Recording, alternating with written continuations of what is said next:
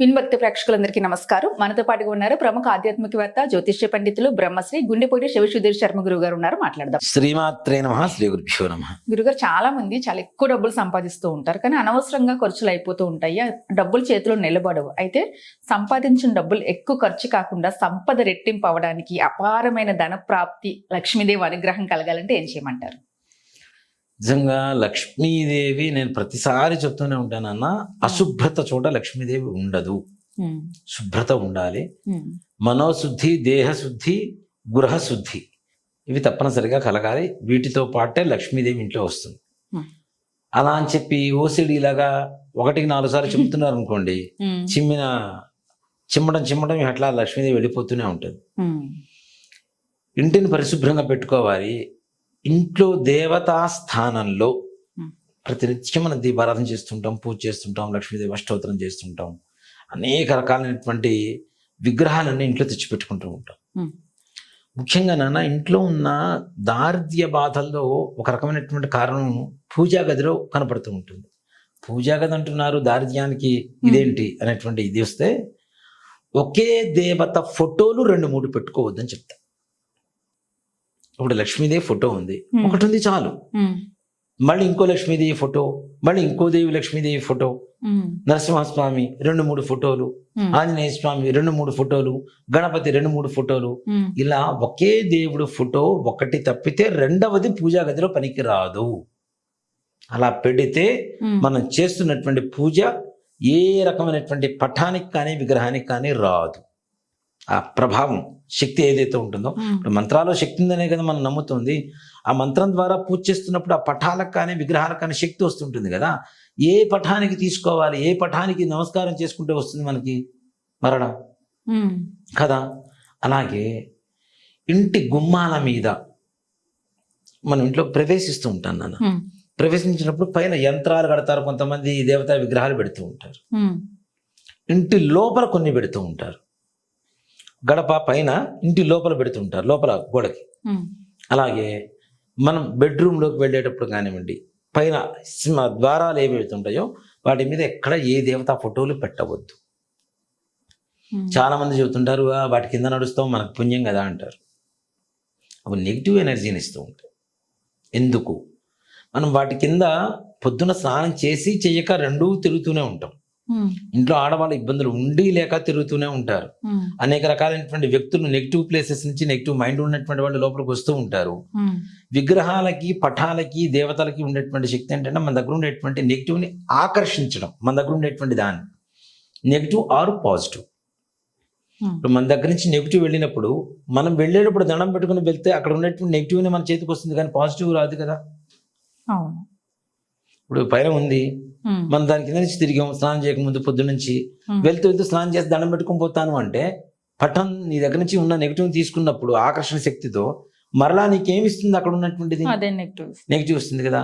ఇలాంటివి పొరపాటున చెయ్యొద్దని చెప్తా. అలాగే డోర్స్ మీద కూడా దేవతా విగ్రహాలు కూడా పెట్టడం కరెక్ట్ కాదు. చాలా మంది హాల్లో ఇదంతా పెడుతూ దేవుడి ఫోటోస్ హాల్లో పెట్టుకోవచ్చు, కానీ ఇట్లాంటి ఇది మన దర్వాజాలకి, డోర్స్ కూడా అంతే. ఆడవాళ్ళు వేరే ఇబ్బందుల రోజుల్లో ఉంటారు, ముట్టుకుంటూ ఉంటారు.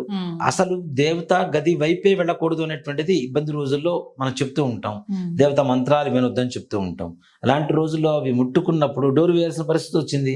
ముట్టుకుంటారా లేదా? ముట్టుకున్నప్పుడు వాటికి నెగిటివ్ వస్తుందా రాదా? మళ్ళీ మనం వెళ్ళేటప్పుడు డోర్ వేసేసి దేవుడా దండం పెడతాను, నీకు మంచి ఇవ్వు, నాకు మంచి ఇవ్వు అంటే ఎట్లా ఇస్తాడు? అక్కడ ఉండే నెగిటివ్ వస్తుంది కదా మనకి. కాబట్టి అలాంటివి ఉండకపోవడం అనేటువంటిది కూడా మంచిదిగా చెప్తూ ఉంటాం. ఇప్పుడు ఇంట్లో ఉండేటువంటి సకల కష్టాలు, నష్టాలు మొత్తం పోయి లక్ష్మీదేవి ఇంట్లో ఉండాలంటే ఏం చేస్తే బాగుంటుంది? దేవుడు గదిలో మంగళవారం రోజున ఏకాక్షరి కొబ్బరికాయ ఒకటి దొరుకుతుంది నాన్న.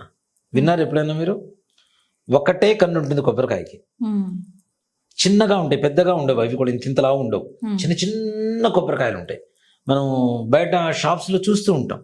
ఈ మధ్య కాలంలో అధికమైనవి, కానీ అవి కూడా ఒక పంటలాగా తయారు చేసి అమ్ముతున్నారు. కానీ మనకి ఏకాక్షరి అనేటువంటిది కొంచెం బరువు ఉంటుంది.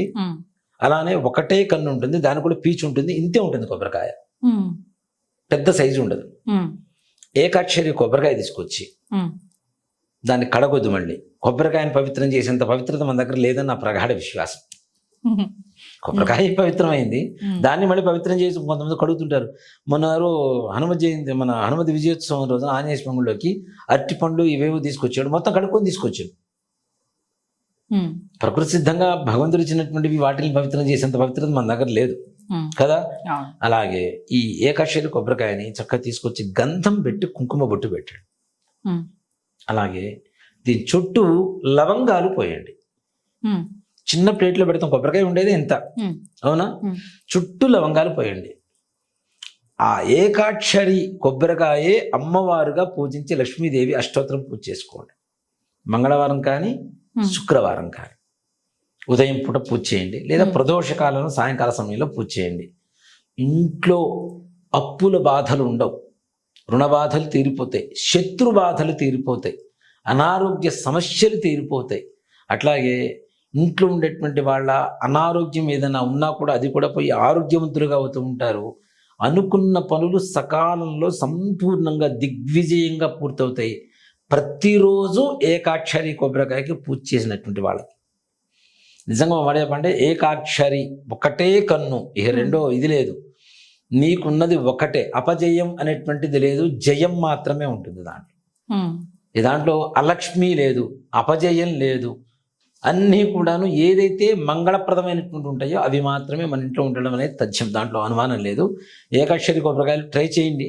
పూజ స్టోర్ లో దొరుకుతాయి, దొరుకుతుంటాయి, కొంచెం వెయిట్ ఉంటాయి.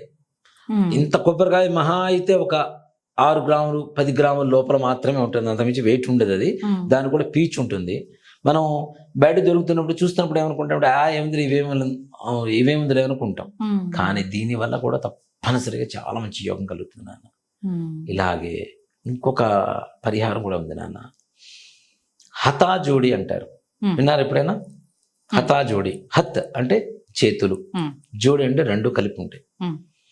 వాటిని తీసుకొచ్చి మంగళవారం రోజున సింధూరం పూసి ఆంజనేయ స్వామి పట్టం ముందు పెట్టి దానికి ఒక నల్ల దారం కానీ ఎర్రటి దారం కానీ కట్టి మన గుమ్మానికి ఎవరైతే కడతారో ఆ ఇంట్లోకి చెడు రావటానికి కూడా వణికిపోతుంటుంది. ఇంట్లోకి చెడు రాదు, అనుకున్న పనులు సకాలంలో పూర్తవుతూ ఉంటాయి తప్పనిసరిగా. ఇప్పుడు మనం ఒక చేతితో చేసే పనికి 2 చేతులతో చేసే పనికి చాలా తేడా ఉంటుంది కదా. ఈ 2 చేతులతో చేస్తే ఎలాంటి దీన్నైనా లేపుతూ ఉంటాం, బలంగా సపోర్ట్ ఉంటుంది. అలాగే ఒక్కళ్ళు మాత్రం ఇంట్లో సంపాదించేటువంటి వ్యక్తులు ఉంటారు చూడండి, మగవాడు ఒకటే సంపాదిస్తుంటాడు, మిగిలిన వాళ్ళందరూ కూడా ఏదో ఒక ఇంట్లోనే ఫ్యామిలీ అంటే హౌస్ వైఫ్ అని చెప్తుంటారు. పిల్లలు ఏదో ఇంకేం పనులు చేయకుండా ఖాళీగా కూర్చుంటారు, ఉద్యోగాలు లేకుండా చదువుకొని కూడా. అట్లాంటి వాళ్ళకు కూడా ఉద్యోగ ప్రయత్నం చేసిన వెంటనే ఫలిస్తుంది తప్పనిసరిగా. అంతేకాకుండా ఉన్నతమైనటువంటి స్థానానికి వెళ్తారు తప్పనిసరిగా. ప్రమోషన్స్ ఇట్లాంటివి రానటువంటి వాళ్ళకు కూడా చాలా ఈజీగా ఉంటుంది. దాంతో పాటుగా లవంగాలు తిందాక పూజ చేయమని చెప్పాం కదా లక్ష్మీదేవికి.